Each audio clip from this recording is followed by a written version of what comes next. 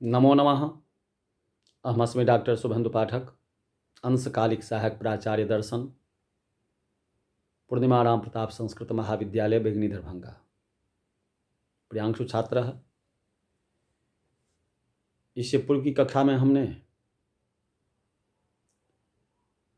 उपशास्त्री द्वितीय वर्ष के छात्रों को वैशेषिक दर्शनांतर्गत शब्द के संबंध में कह रहे थे। आज फिर उसी के संबंध में उसी का भाग 2 के संबंध में कहने का प्रयास कर रहे हैं।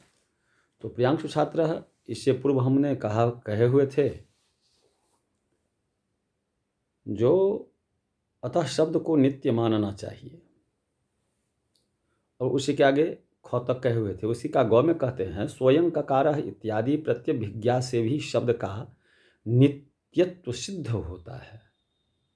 संक्षेप में मीमांसकों का मत है यह है कि शब्द नित्य द्रव्य है, अतः उसमें उत्पन्न द्रव्य मात्र में वर्तमान अनेक द्रव्य समवायी कारणकत्व के अभाव होने से भी कोई आपत्ति नहीं है। जहाँ तक शब्द की उत्पत्ति की प्रतीति है वह तो भ्रांत है, क्योंकि उपर्युक्त रीति से शब्द के नित्यत्व से सिद्ध हो जाने पर उसकी उत्पत्ति नहीं हो सकती है। अतः शब्द की अभिव्यक्ति माननी चाहिए। इसके विपरीत वैशेषिक संप्रदाय का कथन है कि नित्य अतएव अभिव्यज्यमान पदार्थ यदि एक देशावस्थित तथा एकेंद्रीय ग्राही होता है तो उसमें एक व्यंग्यत्व का नियम होता है। एक आकाश देश में वर्तमान और त्वगेंद्रीय मात्र ग्राह्य शब्द भी यदि नित्य होगा तो उसमें भी एक व्यंग्यत्व होना चाहिए, परंतु यह स्थिति शब्द में नहीं है।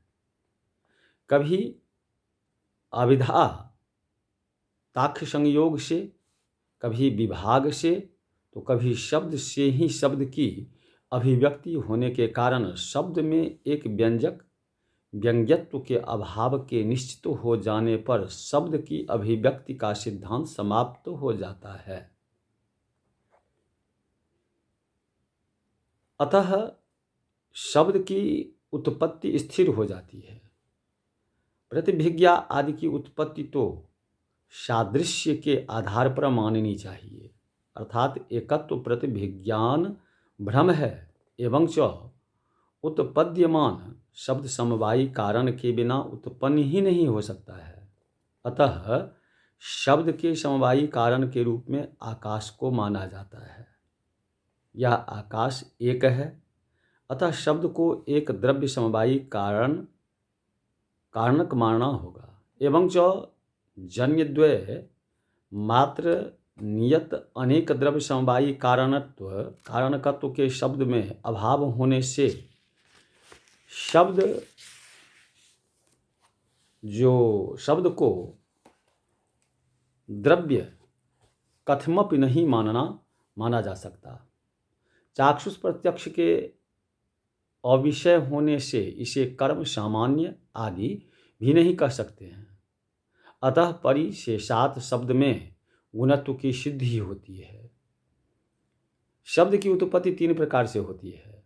इस विषय में सूत्रकार का कथन है संयोगात विभागात शब्दाच शब्द निष्पत्ति ही। इस सूत्र के अर्थ को समझने से पहले यह समझ लेना चाहिए कि शब्द के 2 रूप होते हैं, वर्णात्मक शब्द और ध्वन्यात्मक शब्द। वर्णात्मक शब्द की निष्पत्ति संयोग से अनंतर पूर्व शब्द के उत्तरोत्तर शब्द की होती है। ध्वन्यात्मक शब्द में आदि शब्द संयोजक या विभागज हो सकता है और उत्तरोत्तर शब्द पूर्व शब्द जन्य होगा। वर्णात्मक शब्द की उत्पत्ति का प्रकार निम्नलिखित है।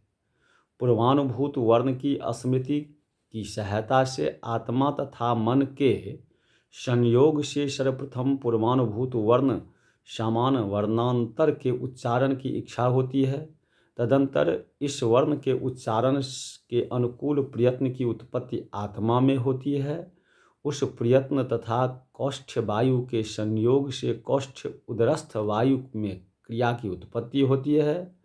वह सक्रिय कौष्ठ्य वायु कंठादि उच्चारण स्थान में अभिघात करता है। कौष्ठ्य वायु तथा उच्चारण स्थान में जो अभिघात नाम का संयोग होता है वह उत्पन्न ककारादि वर्ण का निमित्त कारण होता है, और कंठादि उच्चारण स्थान तथा आकाश का जो संयोग है वह असमवायी कारण होता है। इन दोनों कारणों से आकाश स्वरूप समवायी कारण में ककारादि वर्ण की उत्पत्ति होती है। इस प्रकार प्रथम शब्द की उत्पत्ति संयोग से हो जाने पर उस शब्द से पूर्व पूर्व वीची से उत्तरोत्तर वीची की उत्पत्ति के समान पूर्व पूर्व वर्ण द्वारा उत्तरोत्तर वर्ण की उत्पत्ति तब तक होती रहती है जब तक निमित्त कारण स्वरूप कौष्ठ वायु की अनुवृत्ति होती रहती है।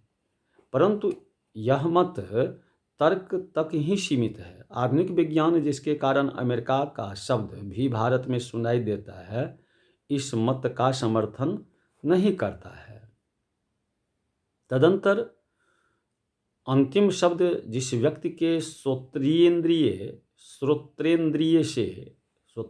में समवेत हो जाता है, उस व्यक्ति को शब्द का आश्रण श्रावण प्रत्यक्ष होता है। जहाँ भेरी दंड के अभिघाताख्य संयोग से या वंश दल द्वय विभाग से ध्वन्यात्मक शब्द की उत्पत्ति होती है, वहाँ भी शब्द संतान की यही विधि समझनी चाहिए। शब्द अनित्य है, अतः उसका नाश आवश्यक है। नाश निमित्त कारण के बिना नहीं हो सकता है। शब्द के नाश में निमित्त कारण उत्तर शब्द ही है, क्योंकि निमित्तांतर की उपलब्धि नहीं होती है। इसलिए शब्द को क्षणिक अर्थात तृतीय क्षण वृत्ति ध्वंस प्रतियोगी माना जाता है। इस तरह यह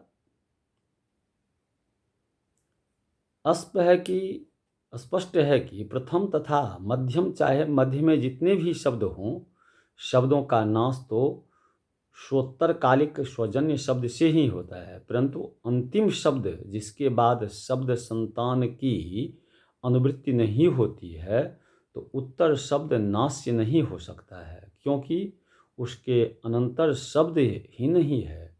अतः उसका नाश उपादंत्य शब्द नाश के कारण ही माना जाता है। इस प्रक्रिया को नीचे के चित्र में हम दिखलाएंगे आगे की कक्षा में।